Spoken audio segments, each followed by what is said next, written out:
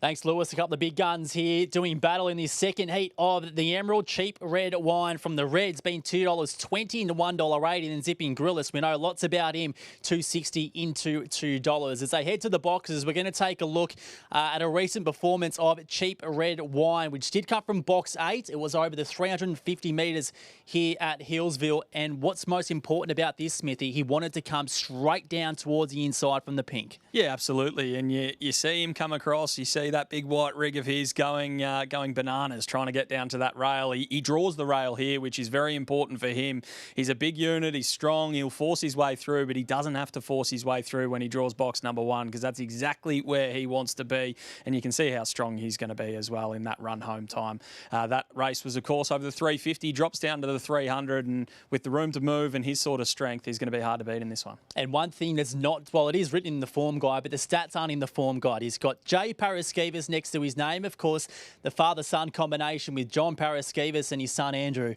And do they dominate this joint or what? Yeah, it is unbelievable. Some of the stats that you can pull up of the Paraskevas team and how they dominate Hillsville racing is astonishing. John, in his own right, 41.3% winning strike rate, 72.5% placing strike rate at Hillsville. And then you go to Andrew, his son, and he's got 43.5% win strike rate and 76.1% place rate. Like, it is absolutely unbelievable how good Team Paraskevas are here at Hillsville. And while this is a ripping race, everything's leaning towards cheap red wine, but he's got some stiff competition, Pat. Yeah, that he does, and that's led by Zipping Grillis out in box 7 that we haven't seen for a little bit. I mean, the last hit out he had was in the end part of January in what was a really good race at Sandown. And when he was last here to Hillsville, he was pretty keen to get down towards the inside. So based on that, box 7 doesn't sound like it's perfect, but small field, classy operator, shouldn't be too much of a drama. Yeah, the only concern, or not the only concern, but the main concern for me is the 5 Sonic Diesel does like to use a little bit of the track and will stay up on Zipping Grillis, and when you've got a dog like Cheap Red Wine who is going to get all the favours down near the inside, it makes it a bit difficult, but there is no questioning the capabilities of Zipping Grillis. He ran second in the Hillsville Cup going back to September last year, and he was only beaten by an absolute star of the straight track, which is Mile a Minute. And then he goes over to South Australia. He was impressive over there as well. This is a dog that just loves the straight track, loves running good races, and does it anywhere, anytime. He is a proper animal, Zipping Grillis. He just needs to avoid the 5 early, and personally, I think he can.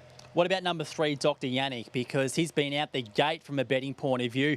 Opened at $4.40, opened today at $6.50, now $15. And he comes in with a good winning form. So it's just a matter of coming back here to Hillsville and coming up against a couple of Rockets?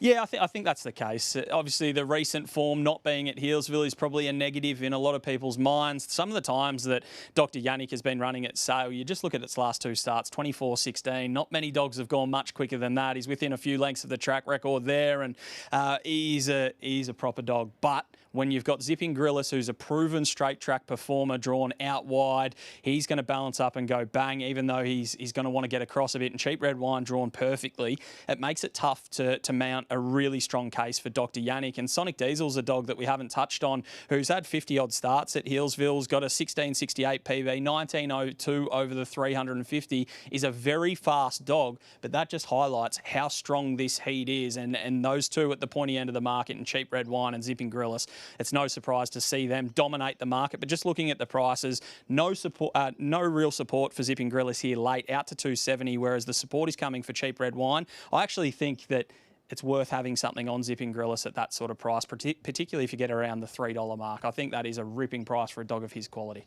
I'm with Cheap Red Wine from the Red, and we saw a big move late for Bless Rain in the opening heat of the Emerald. Now, a similar sort of move for Cheap Red Wine. $2.15 today, now $1.40. Let's get up to James Vandermaat for heat 2 of the Emerald.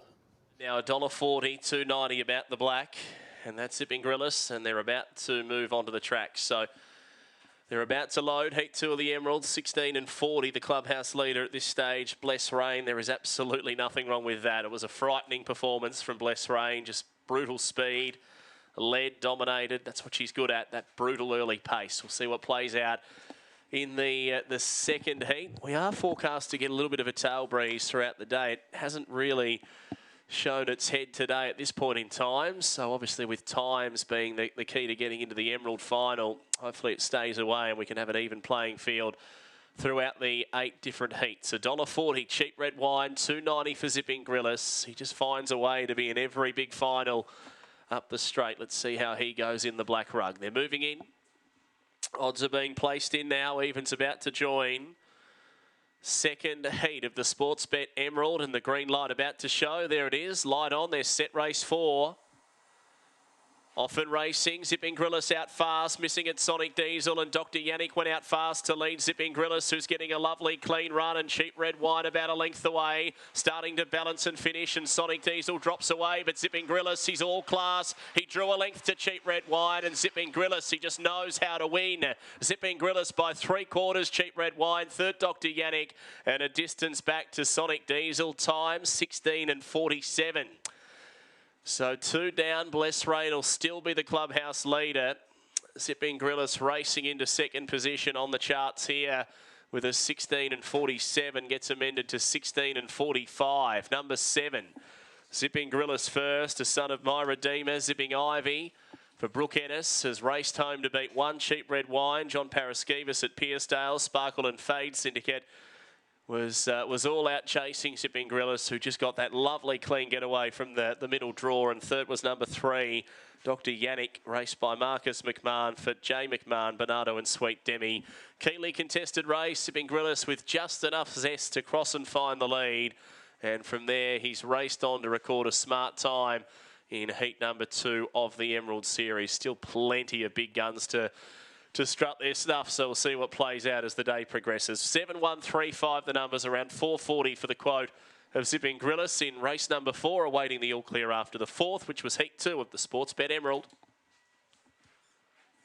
Classy win, and we saw a really good shot there from behind the boxes of how well Zipping Grillis got away, Smithy. You were keen on him. We knew Sonic Diesel wanted to push towards the outside, but from the point of view of Zipping Grillis, he began well enough to avoid that, and that was the key to him going on to win. Absolutely, it was. He spoke about his freshness, hadn't raced since the 30th of January, and maybe that played into his hands. We know he's an absolute star up this straight track journey, particularly here at Healesville, and he just did everything right. Now, Sonic Diesel missed the start a little bit, which helped Zipping Grillis, but when you start running those sort of splits and when you can run the sort of times that Zipping Grillis can run, 16:45, around that mark on this occasion, it is really, really hard to come from behind and chase them down. So all credit to the winner, Zipping Grillis. I thought that was a really, really impressive performance. I know Blessed Rain was faster in the first heat, but I certainly wouldn't be discounting Zipping Grillis moving forward to next week, and you'd expect him to go even quicker second up as well. For sure. We just saw the replay then, and Cheap Red Wine was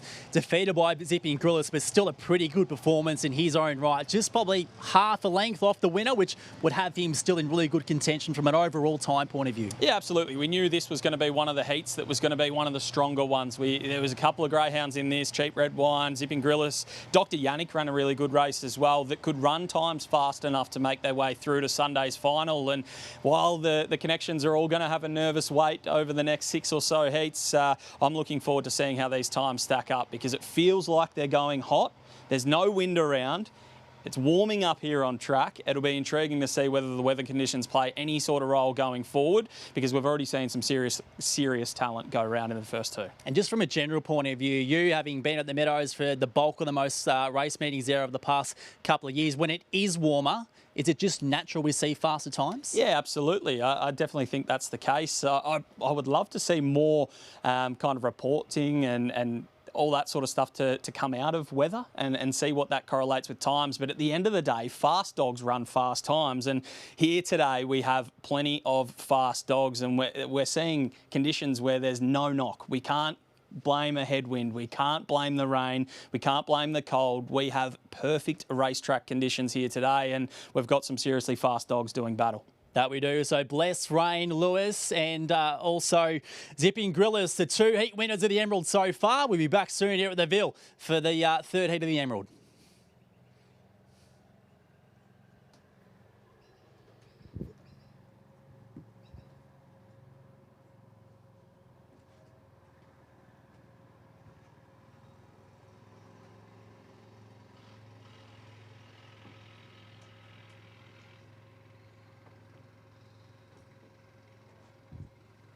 Beauty.